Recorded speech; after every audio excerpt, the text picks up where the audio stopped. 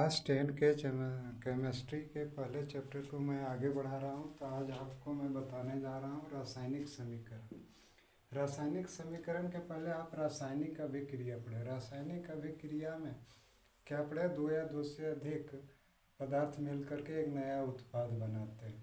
तो रासायनिक अभिक्रिया को शब्दों में लिखा जाता है, लेकिन रासायनिक अभिक्रिया में शामिल पदार्थों को जब संकेत से, उसके सिंबल से या सूत्र से दर्शाते हैं तो उसको हम लोग रासायनिक समीकरण कहते हैं।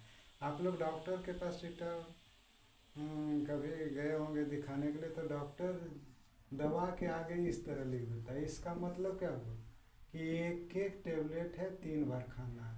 ये तो पूरा लिखता नहीं है कि एक टेबलेट सुबह, एक टेबलेट शाम, एक टेबलेट रात को, ऐसा नहीं होता। अब मैं आपको उदाहरण के द्वारा समझा। देखिए, हाइड्रोजन और ऑक्सीजन अभिक्रिया करके जल बनाता है। यदि हम उसे शब्दों में लिखते हैं तो रासायनिक अभिक्रिया होता है, लेकिन जब हम हाइड्रोजन के अणु का सूत्र लिखते हैं, ऑक्सीजन के अणु का सूत्र लिखते हैं और जल के अणु का सूत्र लिखते हैं तो रासायनिक समीकरण होता है।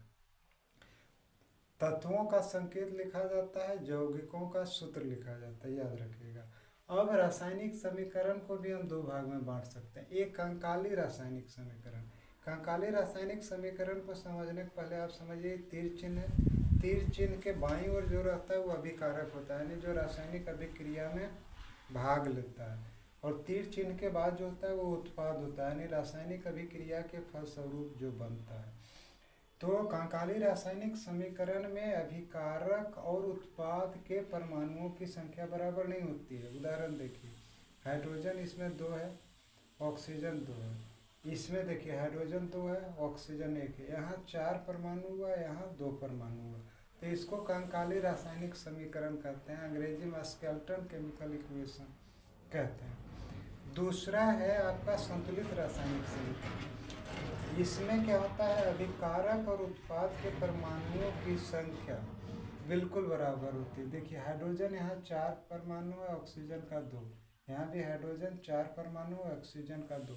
तो हमें संतुलित रासायनिक समीकरण की ही ज़रूरत होती है, क्योंकि अगले वीडियो में मैं आपको बताऊंगा कि संतुलित रासायनिक समीकरण कैसे लिखा जाता है। तो संतुलित रासायनिक समीकरण से बहुत प्रकार की सूचनाएं प्राप्त होती है जो हमारे लिए उपयोगी होता है। अगर मेरा वीडियो आपको पसंद आ रहा है तो प्लीज़ लाइक, सब्सक्राइब और शेयर कीजिएगा।